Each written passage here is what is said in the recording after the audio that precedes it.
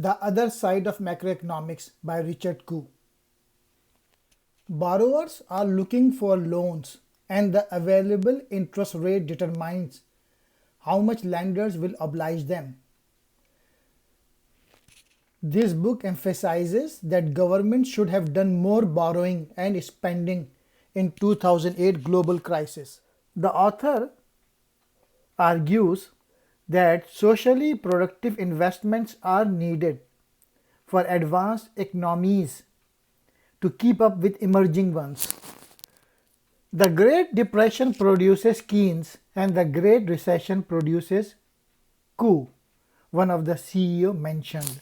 The discipline of macroeconomics, which was started in the late 1940s and was based on the assumption that the private sector is always maximizing profits, considered only one of the two phases an actual economy experience.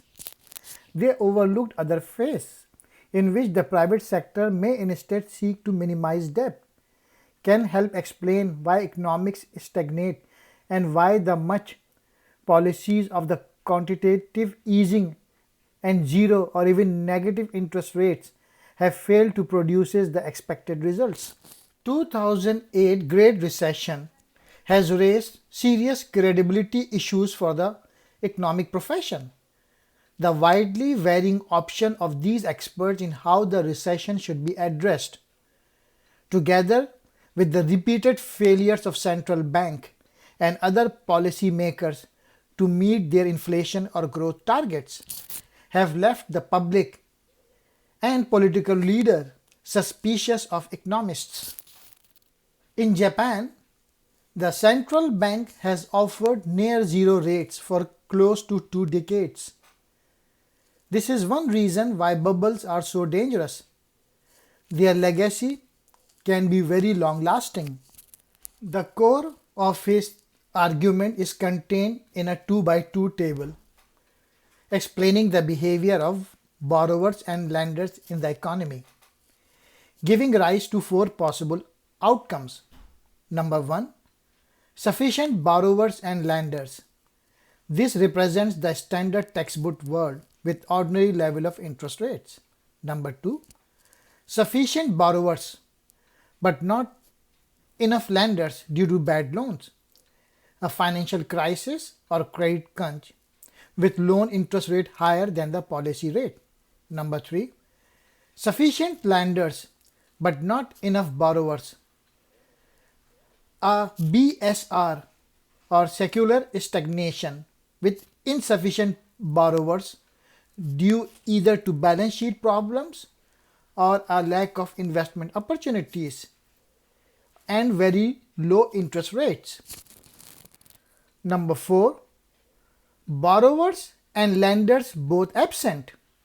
This may occur in the aftermath of a burst asset price bubble with balance sheet problems and bad loans with very low interest rates, but only for highly rated borrowers.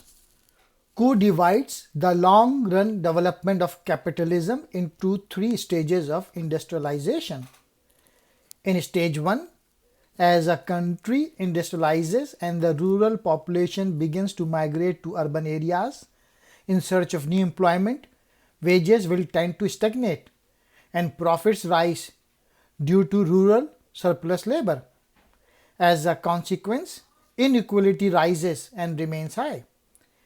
In stage 2, as the pace of urbanization slows and surplus labor diminishes, wages and the bargaining power of labor rise and inequality falls. This situation was present in the US and the Western Europe during the first 20 years or so of the post-war period. In stage 3, newly emerging capitalist nations start to develop rapidly and catch up with the technological leaders, which become pursued economics. An example of this post-war Japan. This returns on investment in the leaders began to fall relative to returns in the pursuers. I am not against tax cuts of the kind Trump is pushing, but in terms of macroeconomic impact, I would have preferred infrastructure spending. The US private sector even today is not borrowing money as a group even with these very low interest rates.